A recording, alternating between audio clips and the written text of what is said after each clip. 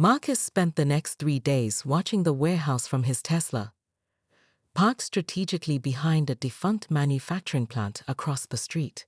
His laptop balanced on the passenger seat as he toggled between urgent work emails and a hastily created spreadsheet, documenting the comings and goings at his property.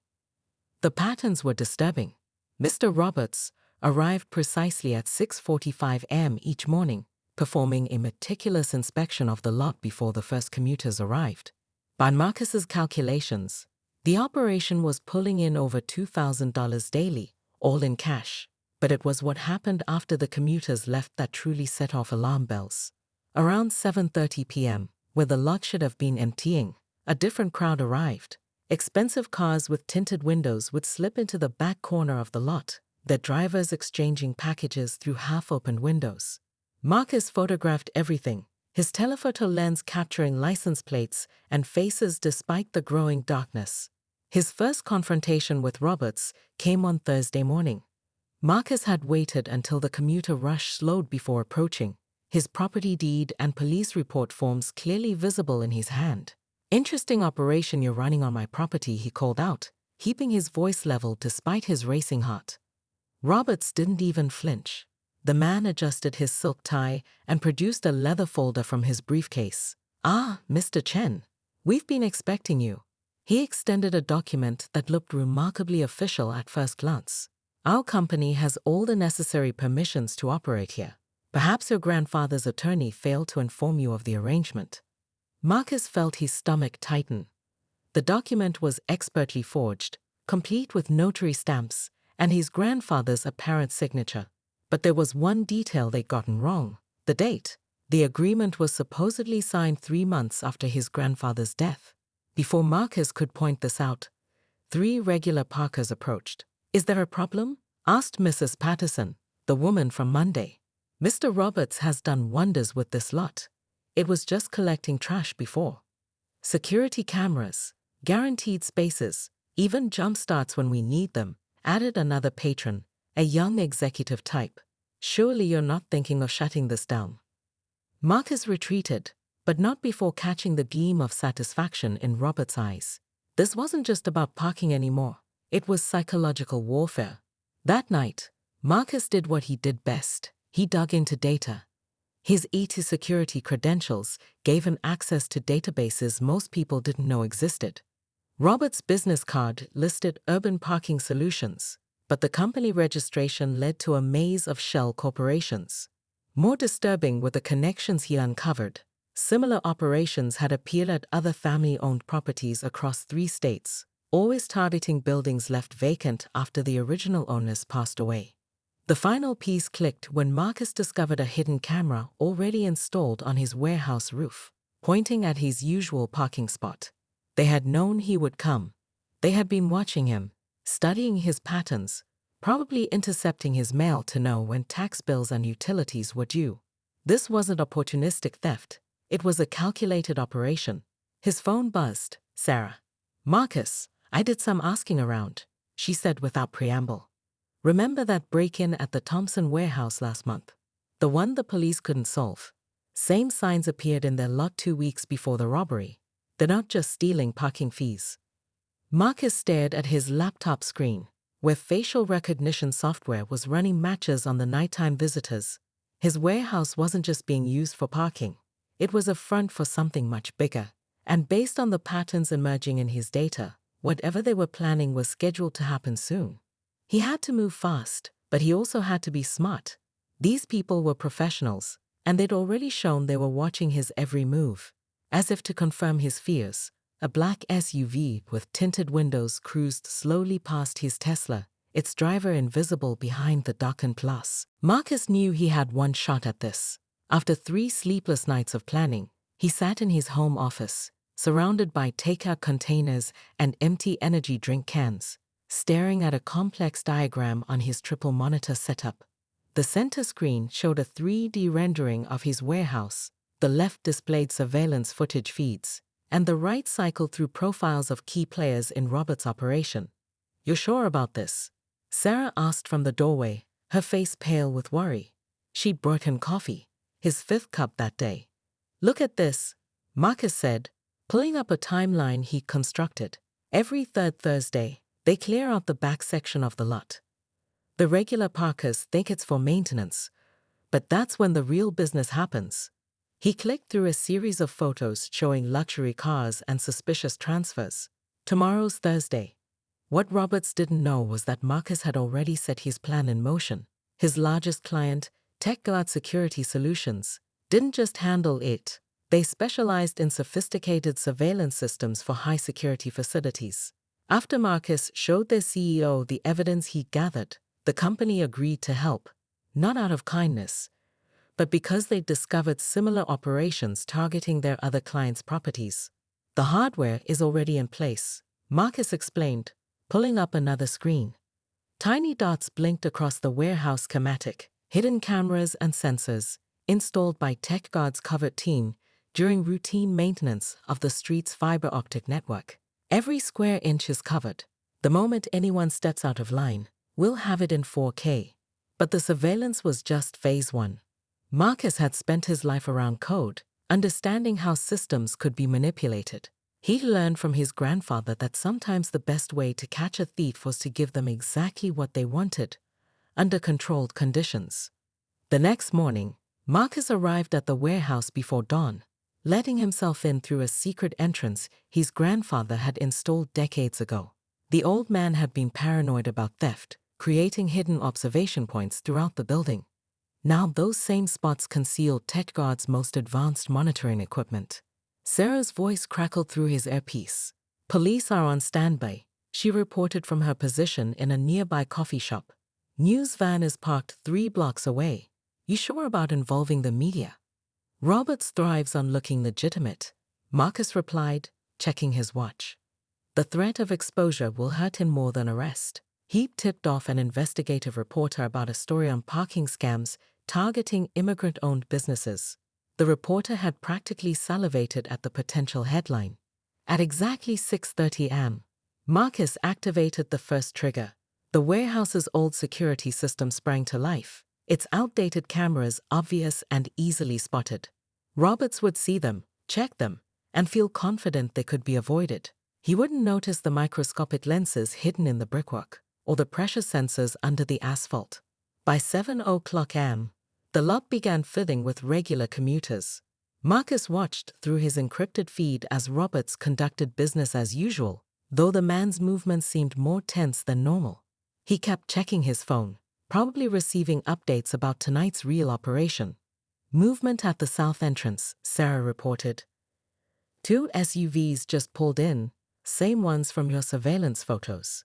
Marcus smiled grimly. Right on schedule.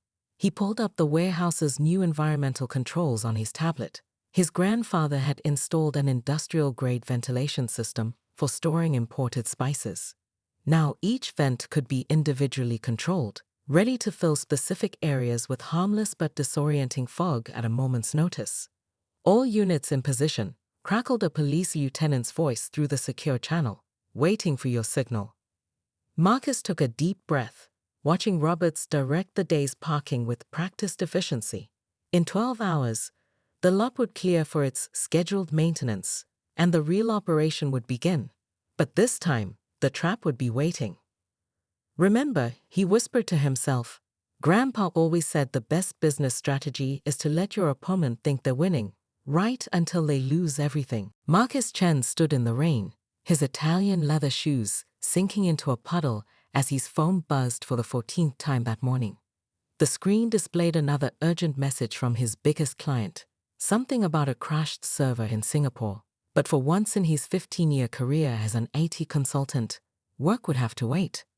The warehouse loomed before him, its faded red brick walls a testament to 3 generations of Chen family business acumen. His grandfather, Thomas Chen, had purchased the building in 1975 with money saved from working double shifts at a local factory.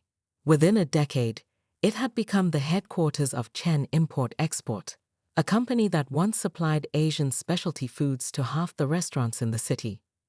Thunder rumbled overhead as Marcus remembered the last time he'd visited.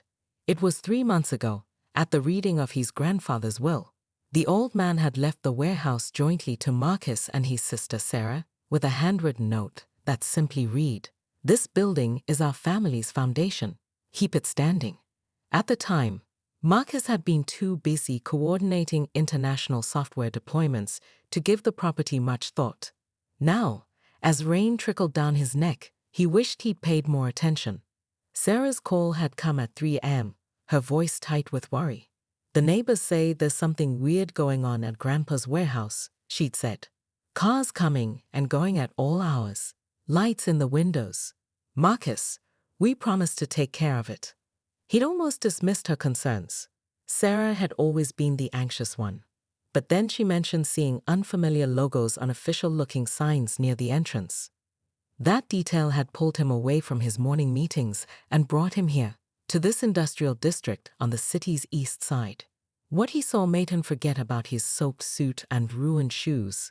The vast parking lot, which had stood empty since the business downsized 3 years ago, now resembled a professional parking facility.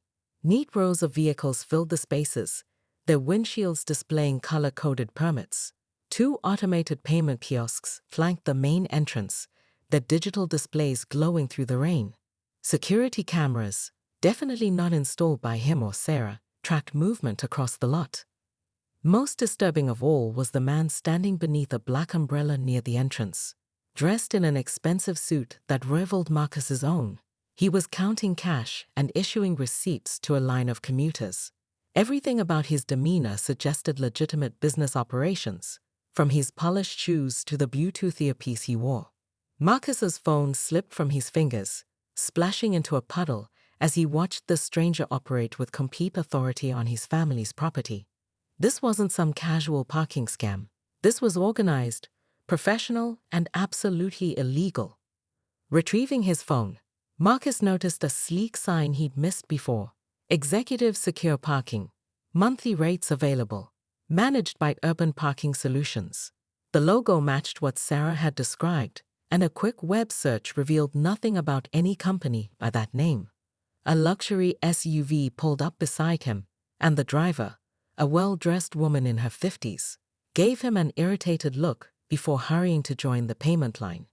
Marcus overheard her greeting the suit-wearing scammer by name. "Morning, Mr. Roberts. Terrible weather today." "Indeed, Mrs. Patterson," the man replied smoothly. "But we're still offering that covered parking discount we discussed." Marcus felt his hands clench into fists. This wasn't just theft of service. This was someone systematically exploiting his grandfather's legacy, turning a symbol of immigrant success into their personal cash machine. As another crack of thunder shook the air, Marcus made a silent promise to the memory of Thomas Chen. This elaborate scam wouldn't see another week of operation. He just had to figure out exactly what he was dealing with first. At 7:45 p.m., the last regular commuter pulled out of the lot, leaving only Robert's black SUV and 3 unmarked vehicles near the warehouse's rear entrance. Marcus watched through his command center setup as Roberts made a show of locking the payment kiosks and posting "maintenance in progress" signs. 4 more vehicles approaching from the east, Sarah reported through the secure channel. High-end models, same ones from the previous operations. Marcus's fingers flew across his keyboard, activating different camera angles. The new arrivals were exactly what he'd expected: expensive cars with fake license plates, driven by men who moved with military precision. They parked in a defensive formation, creating a screened area behind the warehouse where they couldn't be seen from the street. Roberts greeted them like old friends, but Marcus noticed his tell, the subtle adjustment of his tie that betrayed nervousness. Through high-resolution audio pickups, Marcus heard fragments of their conversation. "Largest shipment yet," and "buyers arriving at midnight." At 8:15 p.m., they made their move. Roberts used an electronic skeleton key to bypass the warehouse's old security system, leading his crew toward the loading dock. They carried professional-grade tools and what looked like signal jammers, enough equipment to disable any normal security setup. Marcus let them get halfway through their operation before he struck. With one command, the warehouse's environmental systems roared to life. Industrial-grade fog flooded strategic sections of the building, while hidden LED strips cast disorienting patterns through the mist.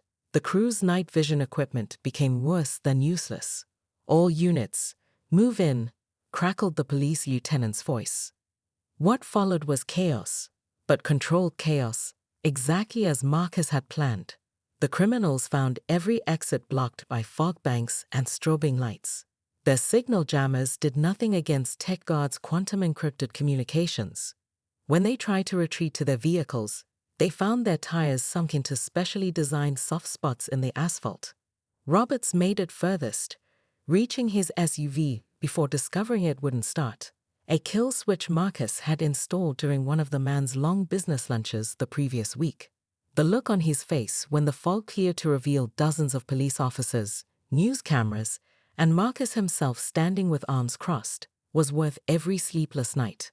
"Property of Chen Import-Export," Marcus announced, loud enough for the news cameras, though unsure you have paperwork claiming otherwise. The evidence was overwhelming. Police found not just tools for an elaborate heist, but documentation linking Roberts' crew to similar operations across 3 states. The parking business had been a front for an international auto theft ring, using family-owned properties as staging areas for processing stolen vehicles. Mrs. Patterson and other regular parkers showed up the next morning to find their parking lot cordoned off with police tape. The news vans were still there, broadcasting live as detective teams cataloged evidence. Marcus made sure every legitimate customer received a full refund and 3 months of free parking at a nearby garage, maintaining his family's reputation for fair business practices. 1 month later, Marcus stood in his grandfather's old office, now renovated into a modern security command center. TechGuard had been so impressed with his handling of the situation that they'd offered him a partnership deal. The warehouse would become their new research facility for developing anti-theft systems, with Marcus heading the division. Sarah hung their grandfather's old business license next to the new company sign. "Think this is what he meant by 'keep it standing'?" she asked. Marcus smiled, watching as workers installed the new security gates, ones that would only open for authorized vehicles with proper transponders. "Grandpa always said a good business adapts to the times," he replied. "I think he'd be proud we found a new way to protect people's property, starting with our own." On his desk sat a framed copy of the newspaper headline, "Tech Expert Transforms Family Legacy. Historic Warehouse Becomes Security Innovation Hub." Below it, he placed his grandfather's handwritten note about the building being their family's foundation. It turned out the old man had been right, just not in the way anyone had expected.